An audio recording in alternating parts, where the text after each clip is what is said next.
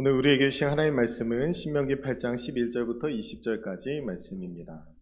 구약성경 신명기 8장 11절부터 20절까지 말씀입니다. 우리 다 자리에서 일어나셔서 우리 하나님을 경외하는 마음으로 한 목소리로 같이 봉독해 올리겠습니다. 내가 오늘 내게 명하는 여호와의 명령과 법도와 규례를 지키지 아니하고 내 하나님 여호와를 잊어버리지 않도록 삼갈지어다. 내가 먹어서 배부르고 아름다운 집을 짓고 거주하게 되며 또 내 소와 양이 번성하며 내 은금이 증식되며 내 소유가 다 풍부하게 될 때에 내 마음이 교만하여 내 하나님 여호와를 잊어버릴까 염려하노라. 여호와는 너를 애굽 땅 종되었던 집에서 이끌어내시고 너를 인도하여 그 광대하고 위험한 광야 곧 불뱀과 전갈이 있고 물이 없는 간조한 땅을 지나게 하셨으며 또 너를 위하여 단단한 반석에서 물을 내셨으며 내 조상들도 알지 못하던 만나를 광야에서 내게 먹이셨나니 이는 다 너를 낮추시며 너를 시험하사 마침내 내게 복을 주려 하심이었느니라. 그러나 내가 마음에 이르기를 내 능력과 내 손의 힘으로 내가 이 재물을 얻었다 말할 것이라. 내 하나님 여호와를 기억하라. 그가 내게 재물 얻을 능력을 주셨음이라. 이같이 하심은 내 조상들에게 맹세하신 언약을 오늘과 같이 이루려 하심이니라. 내가 만일 내 하나님 여호와를 잊어버리고 다른 신들을 따라 그들을 섬기며 그들에게 절하면 내가 너희에게 증거하노니 너희가 반드시 멸망할 것이라. 여호와께서 너희 앞에서 멸망시키신 민족들 같이 너희도 멸망하리니 이는 너희가 너희의 하나님 여호와의 소리를 청종하지 아니함이니라. 아멘. 찬양대에서 하나님께 찬양으로 지휘자님께서 찬양으로 하나님 앞에 영광 올려드리겠습니다.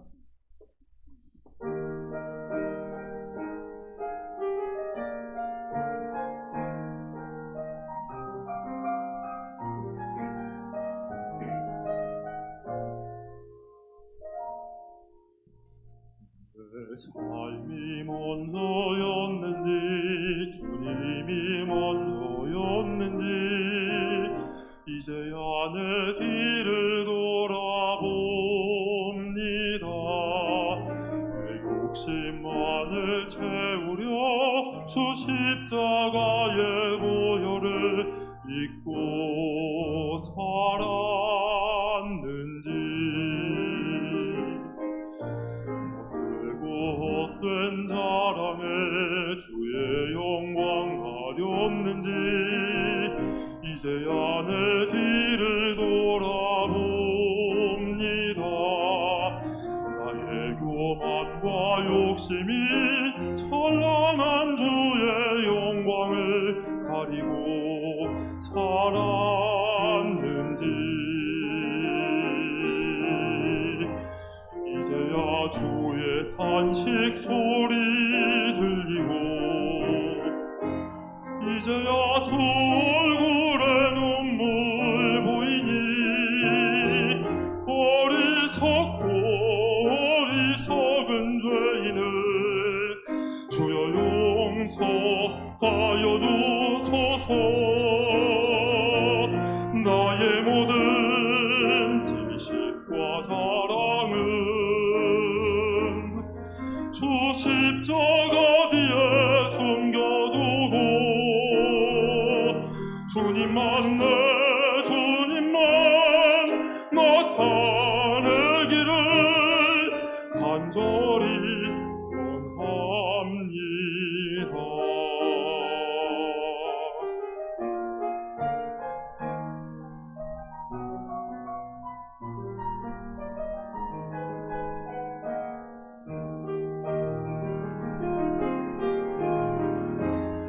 이제야 주의 탄식 소리 들리고 이제야 주 얼굴에 눈물 보이니 어리석은 죄인을 주여 용서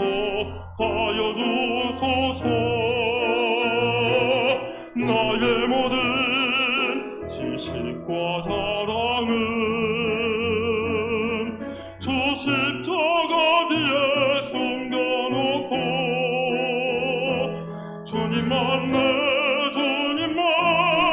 나타내기를 간절히 원합니다.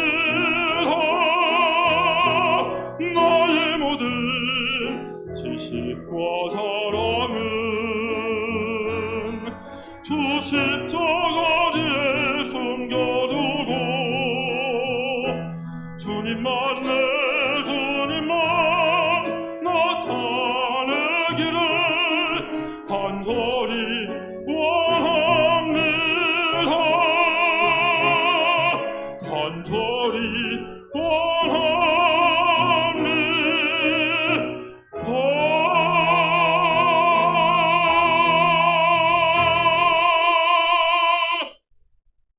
아멘. 우리 하나님께 영광의 박수 올려드립니다. 아멘. 감사합니다. 기도하겠습니다. 찬양받기에 합당하신 아버지 하나님, 우리를 소리나게 지어주시고 찬양할 만한 마땅한 이유와 은혜를 우리에게 부어주셔서 우리가 비가 오면 비가 오는 대로, 바람이 불면 바람이 부는 대로 하나님의 이름을 찬양하게 하시니 감사합니다. 우리의 찬양을 받으시는 주님, 이 시간에 우리 가운데 찾아와 주셔서 우리의 심령 가운데 하나님의 말씀의 은혜를 채워 주시옵소서. 아둔하고 미련한 우리의 마음 가운데 주의 지혜를 더하여 주시고, 우리가 한 주 동안 삶을 살 때에 믿음의 걸음을 걸어야 했지만 욕망대로 흔들리며 걸어왔던 시간들을 고백하오니, 이 시간에 다시 한번 주의 말씀으로 우리를 책망하여 주시고 교훈하여 주셔서 하나님의 백성답게 설 수 있도록 은혜를 더하여 주옵소서.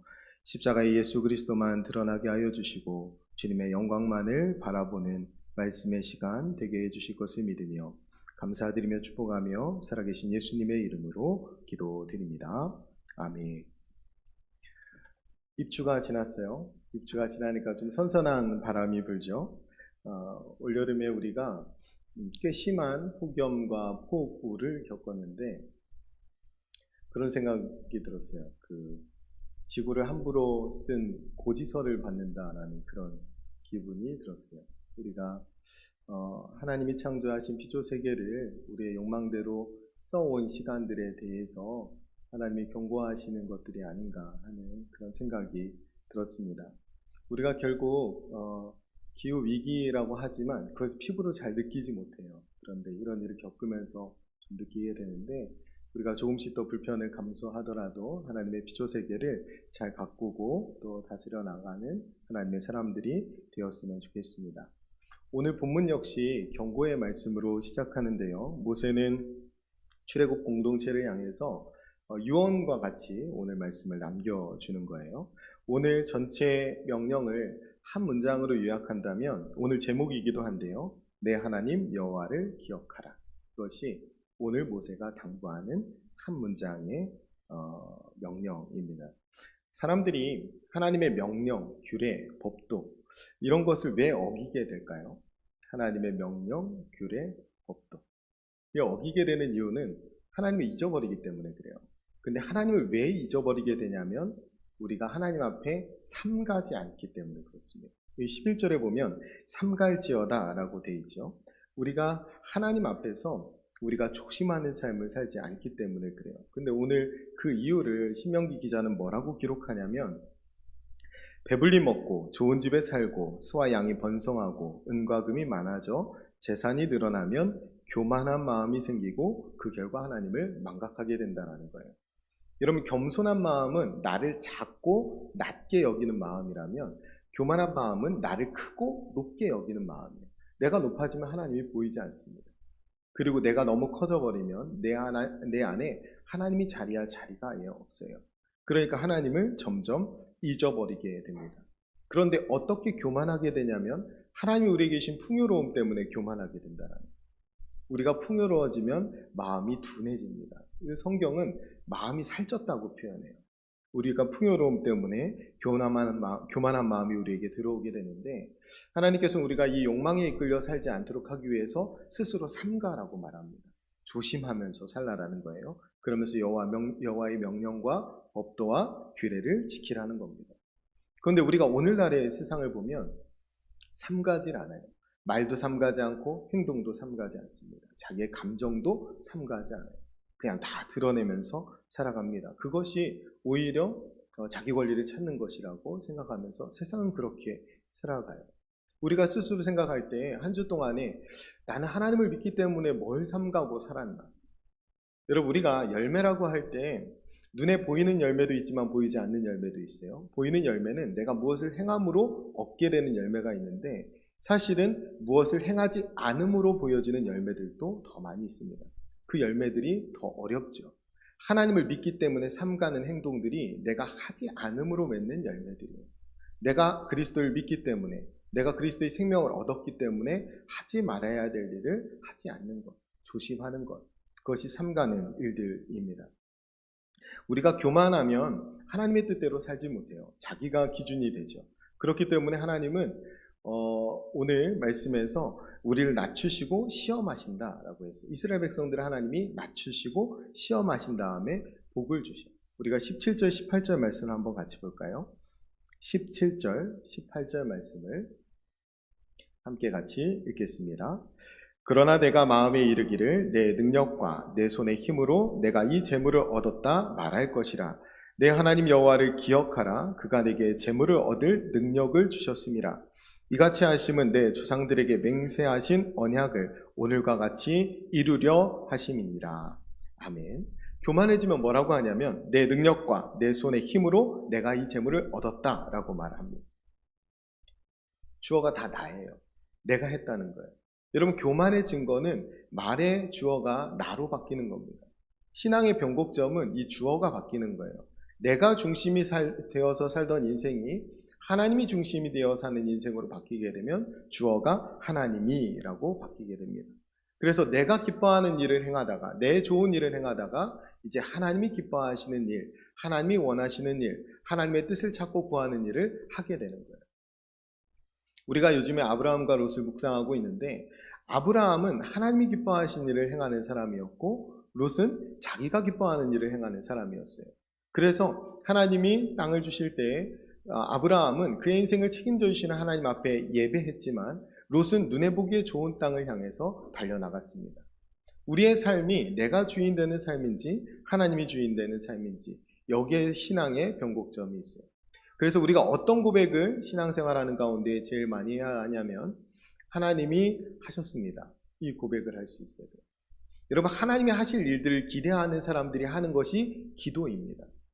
그 기도를 통해서 하나님이 하신 일들을 보았다면 하나님이 하셨습니다 라고 당연히 고백하게 돼요. 우리에게 힘을 주시는 분도, 우리에게 능력을 주시는 분도 하나님이신 것을 믿기 때문에 기도하는 거거든요.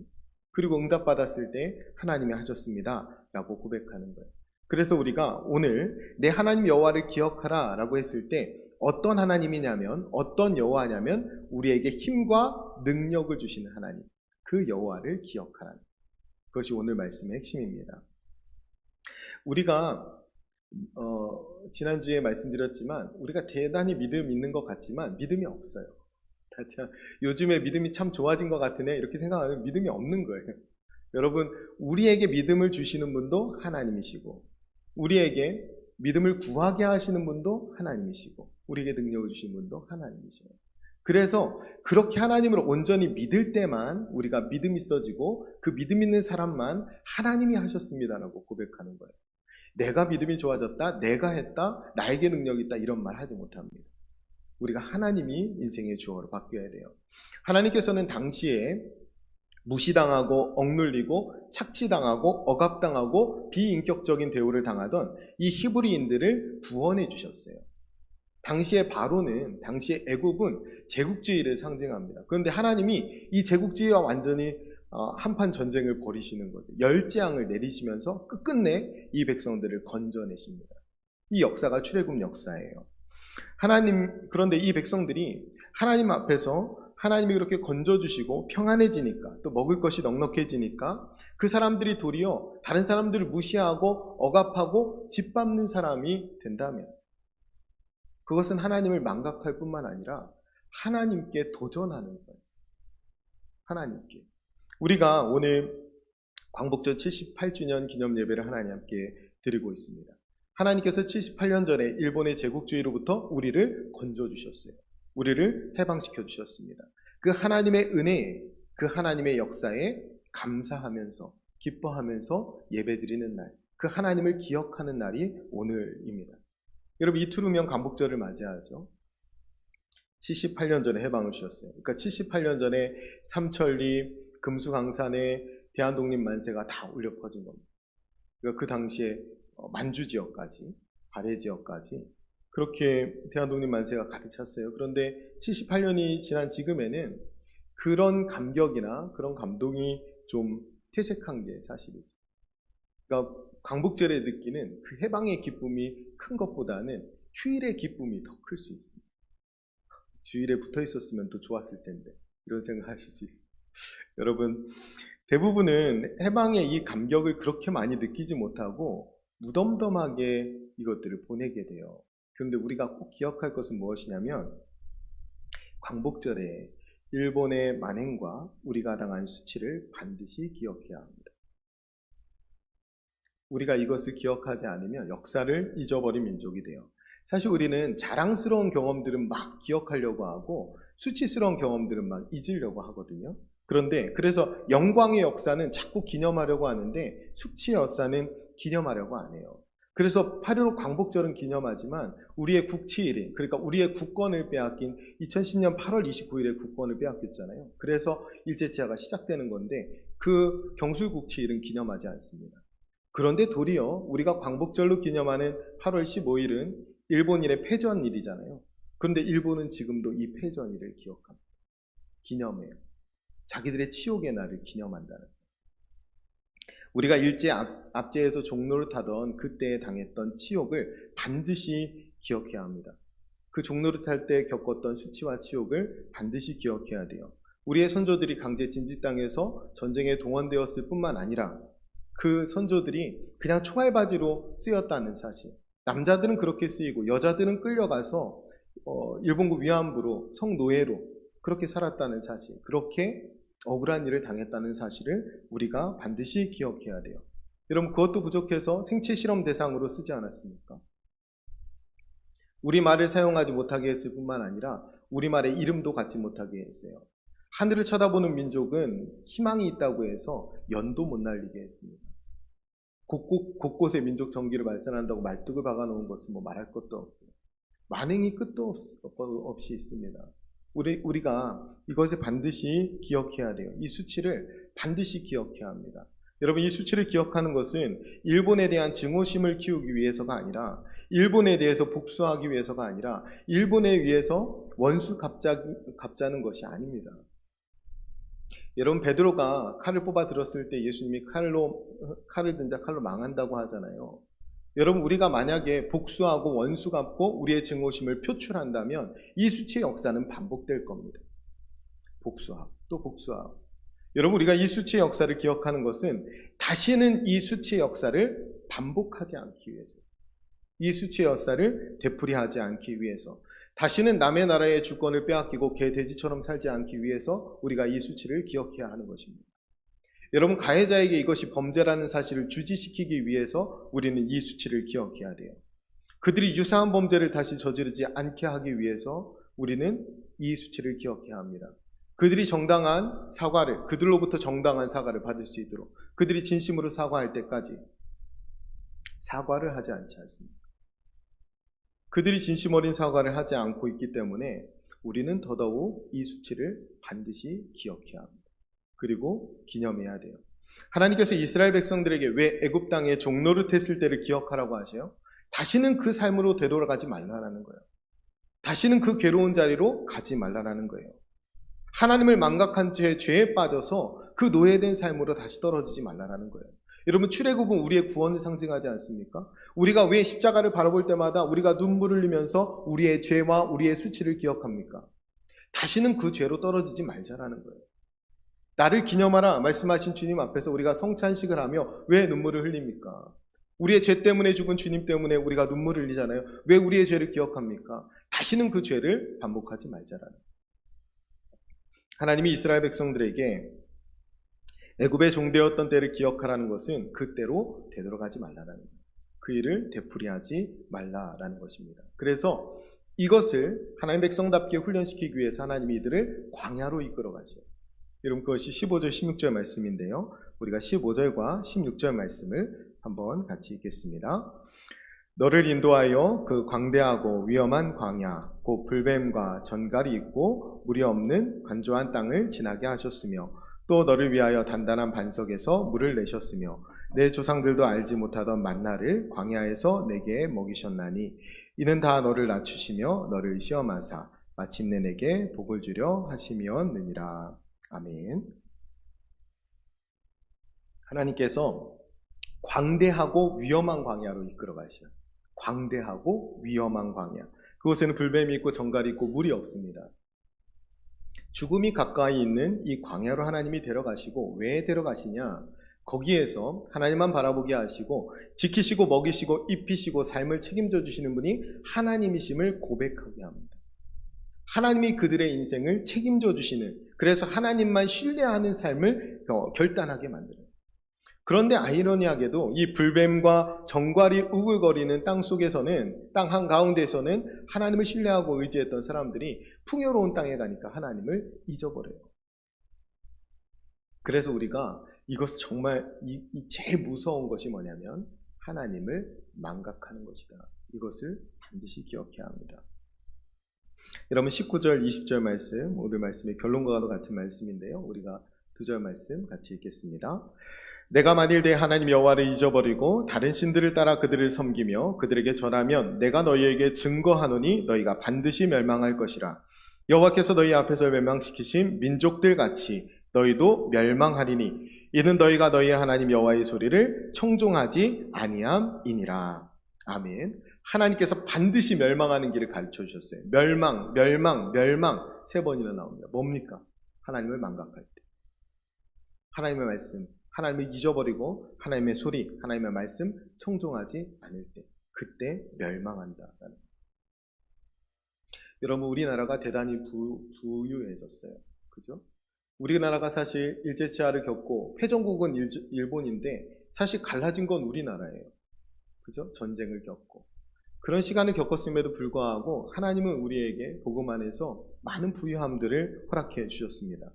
그런데 우리 사회가 너무나 부유해졌는데도 불구하고 우리 사회가 이전보다 훨씬 더 정의로워졌다고 말할 수가 없어요.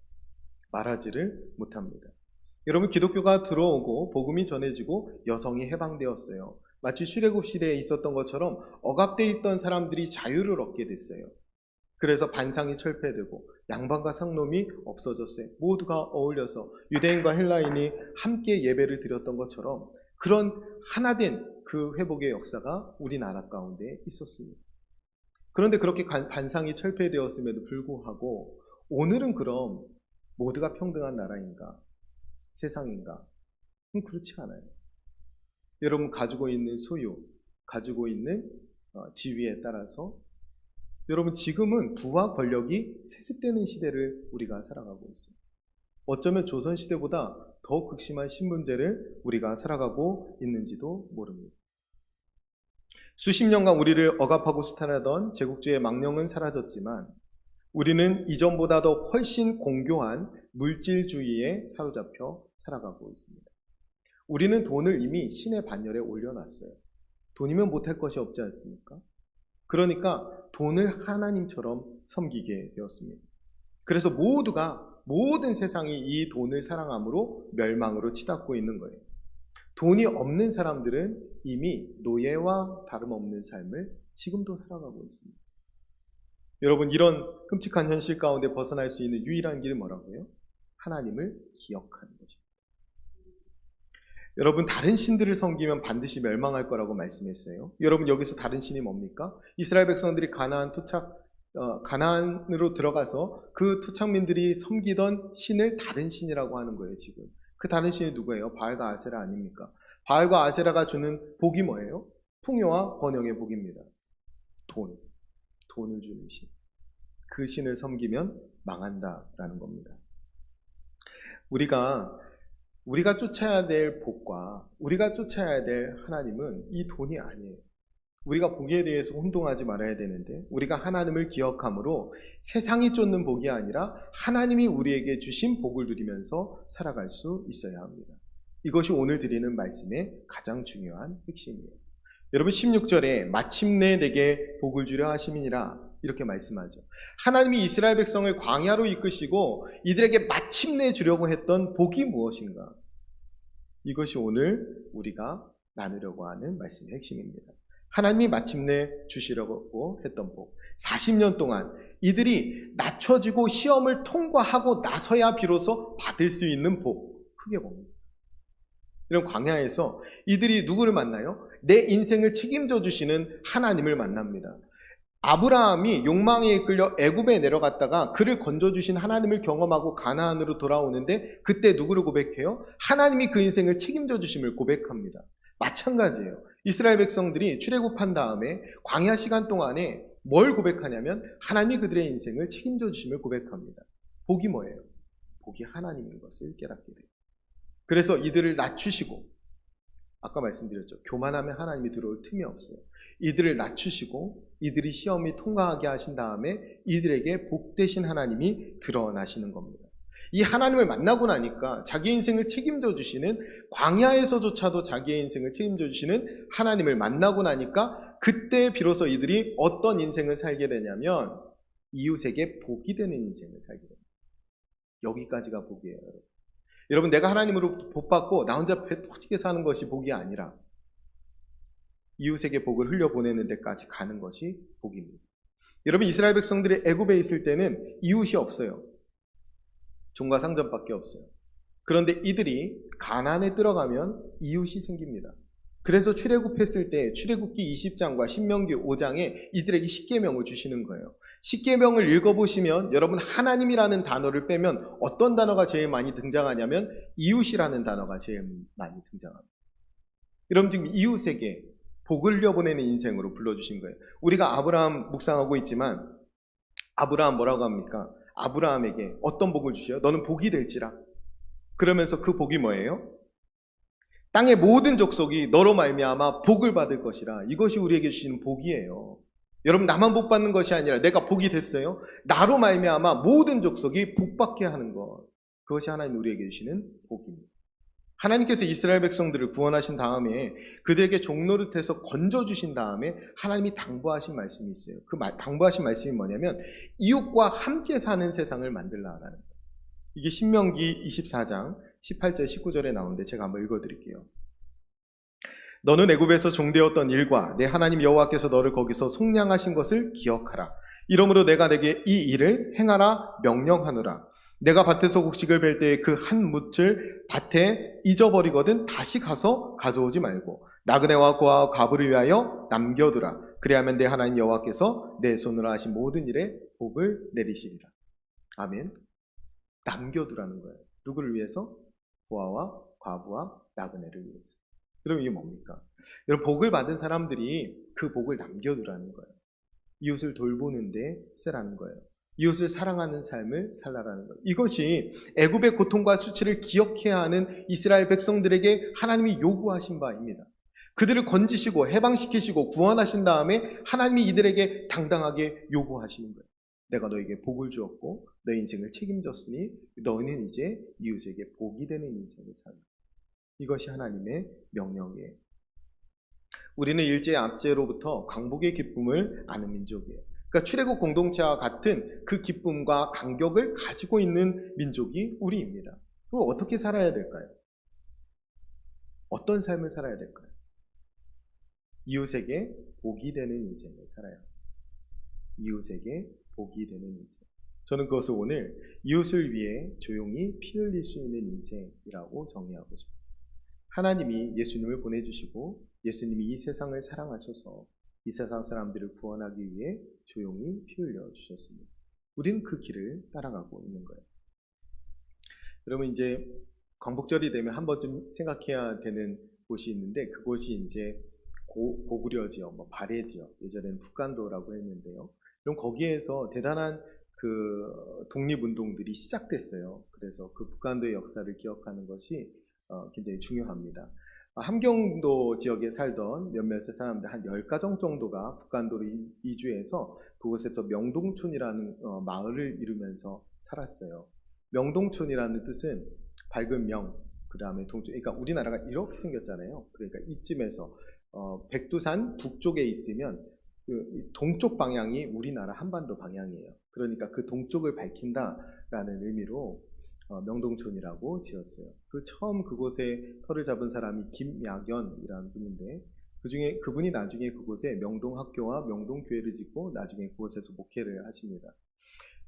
여러분 이렇게 설명드려야 더 쉽게 이해하실 거예요. 여러분 잘 아시는 윤동주 시인의 외삼촌입니다. 그분이 김약연. 그래서 거기에서 기독교 공동체를 이루어요. 제가 15년 전쯤에 갔을 때는 이 윤동주 생가가 거의 이렇게 잘 보존되어 있었거든요. 근데 그 마을에 특징이 있었는데 뭐냐면 기와장 끝에 막쇠라고 하나요? 이렇게 동그랗게 마감 지어지는 부분에 문양을 넣잖아요. 근데 그 문양에 태극무늬와 십자가 문양이 있어요. 그러니까 거기에 독립의 염원과 자신들의 신앙 고백을 담아놓은 거예요. 집집마다 그렇게 돼 있어요. 그런데 동북공정 통해서 그 동북상성 지역 전체를 중국의 역사로 흡수해 버렸잖아요. 그래서 거기에 가면 지금 바뀌어가지고 중국 조선족 시인 윤동주 이렇게 큰 비가 세워져 있어요. 그리고 그것도 다 없어졌어요. 태극 문양이 있던 거나 이런 기와들이 다 걷어지고 그 자리에 되게 현대식 건물 기념관을 세우느라고 거기다 치워버렸는데 한쪽에 기와장이 모아져 있는 걸 제가 봤어요. 한 장 가져오고 싶은데 그게 굉장히 중요한 역사 자료인데 그냥 그렇게 사라져 버리는 거죠. 거기에 여러분 그 근처에 뭐가 있었냐면 신흥무관학교가 있었습니다. 거기에서 항일 독립투쟁이 시작됐죠. 봉오동 전투, 청산리 전투도 그 지역입니다. 그러니까 여기에서 독립운동이 시작되었다라고 해도 과언이 아니에요. 이 북한도 역사를 보면 하나님께서 우리나라에게 독립을 주셨다. 하나님이 독립을 우리에게 허락하셨다라는 사실을 부인할 수가 없습니다. 여기서 윤동주 씨가 태어났고 그때 윤동주와 같은 나이에 학교를 다닌 사람들이 송몽규, 문익환 목사님 이런 분이 있죠. 우리가 이따가 찬양을 부를 텐데 582장 어둠 밤 마음에 잠겨 이 찬양을 김재준 목사님이 사실 지었어요. 그런데 1, 2절은 김재준 목사님이 지었고 3절은 문익환 목사님이 지어서 받아서 나중에 합쳤다라고 하죠. 제가 여기가 이제 용정 지역인데 용정 지역에 갔을 때 여러분 일송정 아시죠? 일송정 푸른 물에 그거 있잖아요. 거기에 일송정이 있어요. 사람들이 일송정이 지금은 나무가 예전 나무는 없어지고 조그만 나무 심어놨는데 지금은 거기에 있는 팔각정 이름이 일송정인 줄 알아요. 사람들이 그게 아니고 거기에 있던 이제 소나무가 일송정이죠. 거기에서 내려다 보면 이 어둠 밤 마음에 잠겨라는 이 찬송가 3절의 가사를 문익환 목사님이 왜 그렇게 지었는지 느낄 수가 있어요. 제가 가사를 한번 읽어드릴게요. 맑은 샘 줄기 용솟아 거칠은 땅에 흘러 적실 때 기름진 푸른 벌판이 눈앞에 활짝 트인다. 고요한 아침의 나라 새하늘 새 땅아 길이 꺼지지 않는 인류의 횃불되어 다가라. 이게 이제 3절 가사거든요. 여러분 그 일송정이 있는데 딱 올라서면 이 장면이 딱 나와요. 맑은 샘 줄기 용솟아 거칠은 땅에 흘러 적실 때 기름진 푸른 벌판이 눈앞에 트인다. 이게 뭐냐면 거기에 딱 올라서면 딱 해란강이 보여요. 해란강이 중앙에 흐르고 있고 양쪽에 평강평화가 넓게 펼쳐져 있습니다. 그걸 보는 거예요. 척박한 땅에서 나라 잃은 서름을 가지고 명동촌이라는 이름을 짓고 그 나라로 돌아가기를 우리나라가 다시 동방의 밝은 나라가 되기를 염원했던 사람들. 그래서 그곳에서 서서 부를 때에 이 모습이 딱 나와요. 해란강을 바라보고 그 넓은 평야를 바라보면서 우리나라도 이렇게 밝아지기를 새하늘 새 땅 되기를 염원했던 그 많은 염원들을 담아서 그곳에서 독립운동들이 시작된 거예요. 그래서 우리에게 하나님이 독립을 주셨다. 그 기독교 공동체를 통해서 수많은 기독교인들을 통해서 하나님이 이 일들을 행하셨다라는 것을 부인할 수가 없습니다. 제가 이것을 왜 이렇게 장황하게 말씀드리냐면 오늘 윤동주 시인의 시몇 편을 읽고 결론을 마무리하려고 합니다. 여러분 윤동주 시인이 연희전문학교를 다니면서 시를 쓰죠. 그런데 나라가 이렇게 일제치하가 되면서 절필선언을 합니다. 그러니까 이렇게 민족의 아픔을 겪는데 시를 쓰고 있는다는 게 그러면서 무슨 쉽게 쓰여진 시 이런 시도 있잖아요. 그래서 절필하고 시를 쓰지 않아요. 그러다가 처음 다시 시를 쓰기 시작하면서 처음 쓴 시가 뭐냐면 팔복이. 팔복이 어떻게 시작하냐면 슬퍼하는 자는 복이 있나니, 슬퍼하는 자는 복이 있나니, 이렇게 8번 합니다. 슬퍼하는 자는 복이 있나니 저희가 영원히 슬플 것입니다. 이렇게. 여러분, 이게 이 일제치하를 굉장히 우울하게 받아들이는 절망적인 시인가? 라고 받아들일 수 있지만, 생각할 수 있지만, 제목이 뭐예요? 제목이 팔복이에요. 이게 어떤 의미냐면, 나라 이룬 서름 때문에 너무 슬퍼해 봤더니 슬퍼하는 사람들과 연결되는 것을 경험합니다. 여러분, 여기서 누가 슬픈 일이 있어요? 여러분, 그 일이 전해지면 금세 같이 따라올 수 있어요. 슬픔은 그런 겁니다. 오히려 기쁨은 잘 전이되지 않는데 슬픔은 다 전이돼요. 슬픔을 경험하고 났더니 그 슬픔 때문에 슬퍼하는 사람을 이해하겠다라는 시예요. 그 다음에 그가 지은 시가 십자가입니다. 쫓아오던 햇빛인데 지금 교회당 꼭대기 십자가에 걸리었습니다. 첨탑이 저렇게도 높은데 어떻게 올라갈 수 있을까요?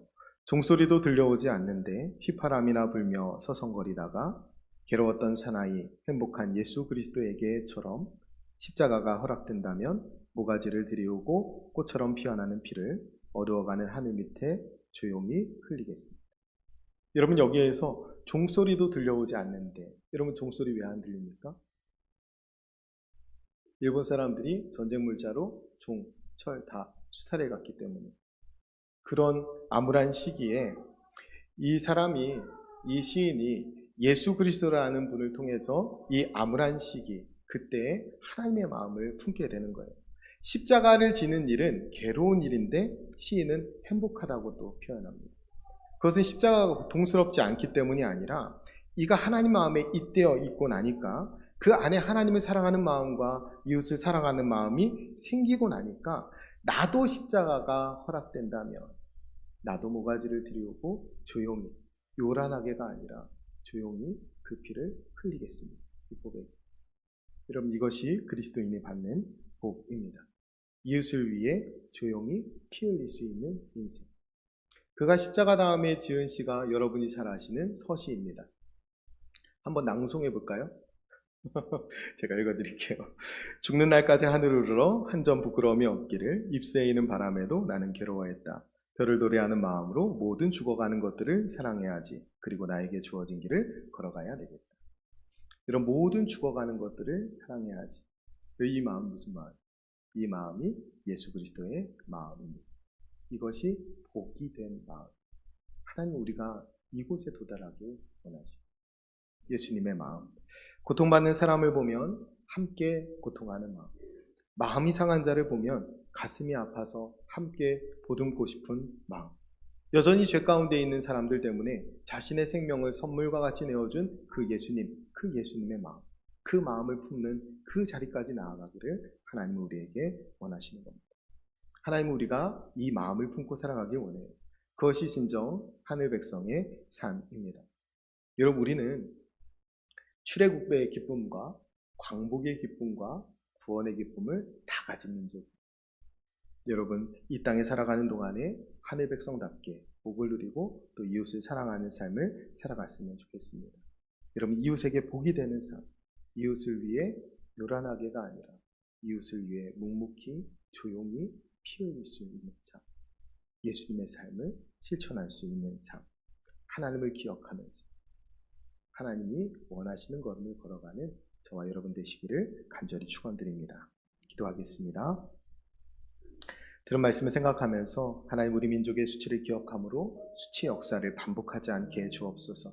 역사의 주권자이시며 우리의 인생을 책임져 주시는 하나님 안에서 우리도 이웃을 위해 복이 되는 인생을 살게 해 주옵소서. 예수님의 마음을 품게 해 주옵소서. 고통받는 사람을 보면 함께 고통하는 마음, 상처난 사람을 보면 함께 아파하는 마음 우리에게 허락해 주옵소서. 우리 말씀을 결단하면서 같이 통성으로 기도하겠습니다. 기도합니다. 은혜로우신 아버지 하나님, 우리 거룩한 주일 간목절 기념 예배로 주님 앞에 영광 올려드리며 하나님, 우리를 살려주시고 구원해 주시고 해방의 기쁨과 구원의 기쁨을 주신 하나님 앞에 예배하게 하시고 아버지 하나님 그 긍휼을 노래하게 하시니 감사합니다. 아버지, 우리가 수치를 기억함으로 아버지 이 수치 역사를 반복하지 않게 도와주시고, 우리가 죄에 떨어져 있던 그 시간들을 기억함으로 하나님을 기억하고 다시는 죄에 허물어지는 인생 되지 않도록 아버지 도와주시옵소서. 역사의 주관자 되신 아버지 하나님, 우리 민족 우리나라를 사랑해 주셔서 아버지 놀라운 구원과 해방을 주신 아버지 하나님, 하나님께서 책임져 주심을 믿고 하나님 우리나라가 하나님의 뜻을 이루어드리는 나라가 되게 하여 주시옵소서. 하나님, 우리도 우리의 가정과 교회도 우리의 인생을 책임져 주시는 하나님 안에서 우리 이웃을 위해 복이 되는 인생을 살아가는 저희들이 되게 하여 주시옵소서. 하나님, 예수님의 마음을 품을 수 있는 것이 참된 복임을 깨닫습니다. 고통하는 자들과 함께 고통하게 하시고 마음 아픈 자들과 함께 울어줄 수 있는, 함께 애가 타는 마음, 함께 애끓는 마음 우리에게 허락하여 주셔서 우리가 이 땅에 하나님의 나라가 오게 하고 이 땅에 우리가 하나님의 역사들을 이루어가는 천국 백성의 삶을 살아갈 수 있도록 주님 도와주시옵소서. 상한 심령들 만져주시고 하나님께서 우리 가운데 주시는 이 은혜로 세상 가운데 나아가 싸매고 아버지 세워가고 회복시켜가는 놀라운 제 백성들 되게 하여 주시옵소서. 영혼이 소생케 하여 주시고 그 소생케 된 영혼으로 세상 가운데 나아가 슬픔과 아픔과 고통을 해결해 나아가는 믿음의 사람들이 다 되게 하여 주시옵소서. 자비로우신 하나님 아버지, 가장 무서운 것은 하나님을 망각하는 것임을 깨닫습니다. 우리 민족을 향한 하나님의 은혜, 하나님께서 이끄신 역사를 기억하게 해 주옵소서. 수치를 기억함으로 수치의 역사를 반복하지 않게 하시고 죄악을 기억함으로 죄악의 역사를 반복하지 않게 해 주옵소서. 하나님께서는 애굽의 고통과 수치를 기억하는 이스라엘 백성들에게 이웃을 사랑하는 삶을 살 것을 요구하셨습니다. 이것이 하나님이 주신 진짜 복임을 저희들 깨닫습니다. 우리도 이웃을 위해 복이 되는 인생을 살게 해 주옵소서. 고아와 과부와 나그네를 돌보게 해 주옵소서. 예수님의 마음을 품고 이웃을 위해 조용히 피 흘리는 삶, 모든 죽어가는 것들을 사랑하는 삶